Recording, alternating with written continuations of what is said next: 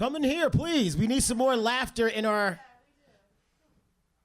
Who was the? That was her laughing really.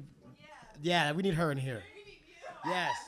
Yeah, the way you were. We need that laugh in here. Come in. Come on, y'all. Come on, Brewery Tale. You know how we do. Here we go. Hey. Not ready yet. All right. Holla at it. I'm gonna have some for y'all. All right. I thought she was crazy. It's got me on a whole different level. What's up?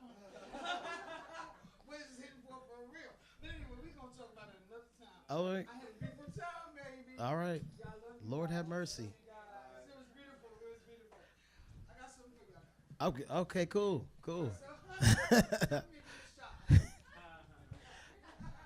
That was awesome, by the way. That was cool.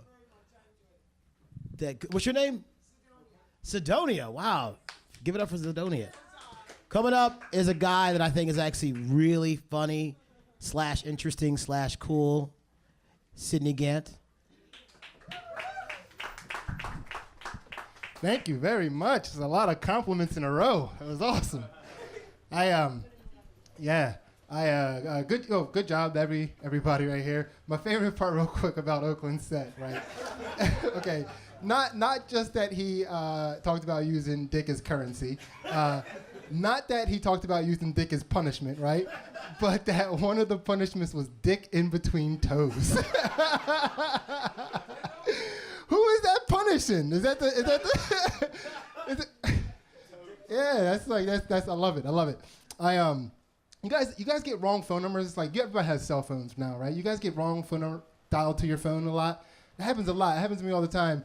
And I got tired of telling people that they had the wrong phone number, right? Because it just gets old after a while. It's happened so much. So this is what I do now. So if somebody calls me up and I'll be like, hey, is Kevin Johnson there? Can I speak to Kevin Johnson?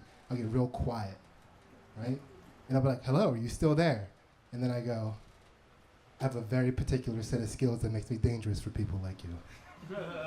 Oh, you haven't seen the movie? Forget that joke. That's how reference humor works. Like, you know. But I am a person in life though who I kind of benefit from the fact that I look and seem a lot smarter than I actually am. Right? It's awesome. It's a beautiful way to live because nobody ever thinks that I'm doing or saying anything wrong. Like I was talking to a friend of mine recently, and I told him that I was driving home, and there was a lot of traffic, and I took an alternate route, but that sucked because they were doing surgery on 476 too. And he was like, surgery? Oh, surgery, I get it, because the road systems are like the veins of the human body. And if anything goes wrong with that, you got to get in there and use tools and fix it with surgical precision. Man, you say some of the deepest stuff. I would have just said construction. Yeah, and in my mind, I was like, construction. That was the word I was looking for. Could not think of that word for the life of me. Yeah. You going next?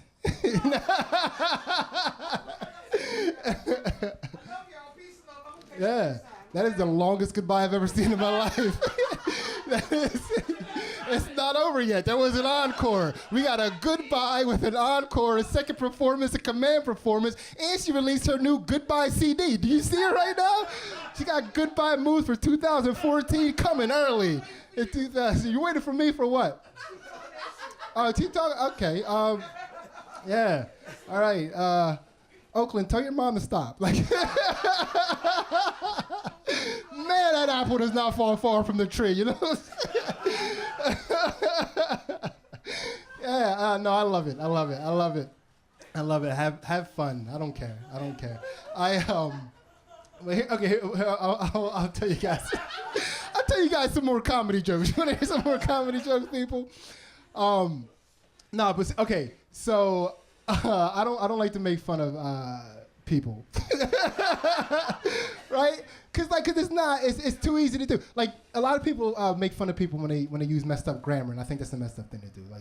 Here's where I stand on correcting people's grammar. Right? Grammar was something that was invented so that two people who are speaking the same language can more easily communicate with each other. So if you're talking to somebody and they use improper grammar, but you know exactly what they meant to say when they said what they said, and you correct their grammar anyway, you're just being a dick. Okay? Now, here goes the moral and ethical dilemma, because sometimes you'll be talking to somebody, and they'll say something so stupid that if you let them leave this conversation thinking they can say those words to other human faces, right? You're just being a dick, okay? You live in this society, you need to contribute. Now, here's what happened to me. I didn't tell you this yet, but I have a 17-month-old son, right? Now, right before my son was born, my girlfriend and I were at the Target customer service desk because we were exchanging baby shower gifts to get an Xbox. And, yeah, that is not illegal. They just let you do it. You don't have to sign shit. You just get an Xbox. It's pretty nice. Have a kid, get an Xbox. So I was being helped by a young lady, and there was a woman being next to me being helped by a young guy. Whatever was happening with this woman and this young guy was not working out for the woman. So the woman, she goes, you know what? I'm just gonna go home and I'm gonna do it online. And the young guy says to her, goes, well, if you go home and do it, you're just gonna make it worser. And then the girl next to him, she goes, you idiot, it's not worser, it's more worse. And that's when I had to step in. And I was like, no, you're both wrong. It's worsely. Worsely. And they had to believe me, too, because I was wearing a college T-shirt, and that's how credibility works. So there you go. I'm contributing to society. I'll tell you about my son real quick and get out of here. I have a son. Like I said, that wasn't a lie. My son, his mother is white. And my son, his color, his skin tone, his complexion, he came out lighter than his mother. I know. Don't worry, though. He's definitely my kid. We tested him. He's definitely my kid. We tested him. You know, it wasn't a blood test. We made him shoot jump shots. He's automatic. He does not miss. My son came out on fire. But here's the deal. It confuses people, and rightfully so. Like, that's not how genetics typically works, and he's so much lighter than me. So I have my son by myself a lot, which, yeah. And so one day I'm hanging out at the park with my son. My son, he's like, walking around. He's standing by me. This adorable little black girl with pigtails. She comes running up to me and she goes, he's cute. And I'm like, thank you. That was very nice of you to say. She goes, is that your baby? I'm like, it is my baby. Thank you for asking. And then she goes, is he adopted? And I thought that was so adorable. That this little black girl thought we lived in a world where they let a black man adopt a white baby. That's just gave me so much hope for the future, you know what I mean? Like, that's like something can't be a reality unless somebody first believes it's a possibility. What she said was powerful, and I had to tell her, little girl, you could never, ever stop believing in the world the way you think it should be, okay? Also, mind your own goddamn business. Who told you to talk to people like this? Like, I'm an adult. What is your problem? My name is Sidney. You guys are awesome. Thank you so much. So how long you been doing stand-up, man? I've been doing stand-up for almost 10 years. Okay. Yeah. So going from, so you started doing stand-up in the Philly area? How'd you end up here? I started doing, so I graduated from college. My girlfriend and I, we moved to Texas, and I started doing comedy in Dallas. Oh, wow, okay. Yeah, Backdoor Comedy Club in Dallas, Texas. It was like, and that was 10 years ago? Yeah, it was, I graduated in 03. So, okay, graduated college in 03. Yeah, graduated college in 03. And, yeah, just been, I just like kind of hopped like right into comedy. Like I have a degree in economics. Okay. So I was like lining up some interviews for all these different jobs.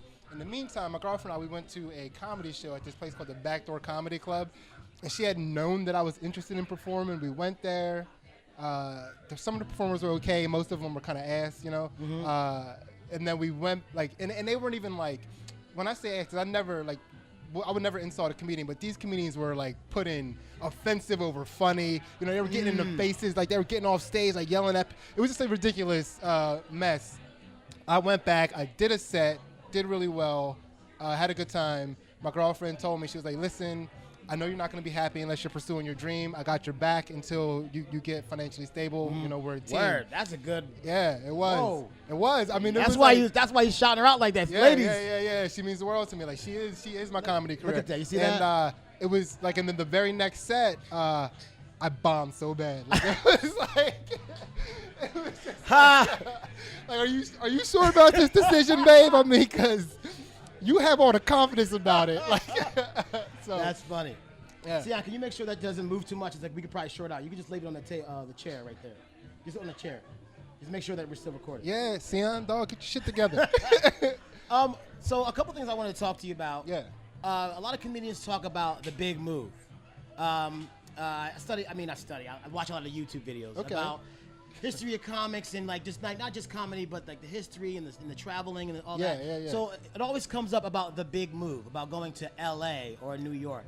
Okay. What's your position? You've heard of this, yeah? Yeah, you hear about it all the time. I mean, I don't know. I think they say you don't go out to LA until LA is asking you to come out, you know. And for me, I'm a stand-up comedian. Like, I'm not looking to be an actor, although I'll take it if anybody's looking to cast this profile in your next big thing. I got you. But, you know, I'm a stand-up comedian, so where I would go would be to New York City. But right now, I'm trying to work on creating something of my own, something that I can take to New York City with me when I do go, rather than just being just a stand-up comic. Like, I want to have a couple solidified shows that can basically go to air right now. Okay. You know, and that's what I'm working on. So, how does one come up with a comedy set? I know there's different ways that people do it. Do you write it down? Is it like, do you write, or what do you do? No, I basically do interviews, wait for the person interviewing me to mess up, and I write that down. You know, that's like my first 10 minutes of my comedy is a little flip. No, it varies. Like, you know, I do, I just live, you know, and I'm kind of, I talk to people. I embrace life as hard as possible. Right. And, you know, that's taken how it's taken, and then like I write down, you know, I write down my accounts of basically living life to the fullest. I had an opportunity to meet friends. I don't know if they're friends or not. Yeah. Aaron and Aaron and Allison. Allison. Yeah. And I said I'd never heard your stuff at that time. They said explain Sidney's style, and they said you're like into the stories. And I checked out some of your stuff, and it is stories based. You take them on this journey. Like, it's very like almost like folk singing in a way, like waiting, but it's not agonizing. It's like you really take them down a journey. So it's like I have. You do that purposely? Well, no, I just happen to have a talent for making something totally benign into something much more spectacular than it sounded. I mean, they're really. I mean, I hear that all the time, that people give me a lot of credit for being a storyteller. I get booked on storytelling shows. Oh, really? But that is not how I write my comedy, man. Oh, right. I am writing jokes, you know, and it's like the way that I tell them, they sound like little stories. Like like somebody described to me once, they sound like vignettes, you know, like just. I would, vignettes. I would agree. Yeah. Do you purposely, about your style, do you not do the black comedy thing, or do you like just be a comedian, or because the reason why I'm asking, because I hear when you do it, you don't pigeonhole yourself like that. Yeah. But even like comedians like Chappelle, even CK would do black comedy, but they're like from an eagle eye point of view. But you don't seem like you don't. Nah, well, I grew up in I grew up in Pottstown. I grew up in not Pottsville. Yeah, not Pottsville. Okay. Now where they were dipping hot dogs in beer. Like, now we dip our hot dogs in dirty hot dog water like normal people. But we, you know, it was like I grew up in like a project housing development called The Village, so it was a very insular black community. But because of that, because we're also outside of the city like this, like.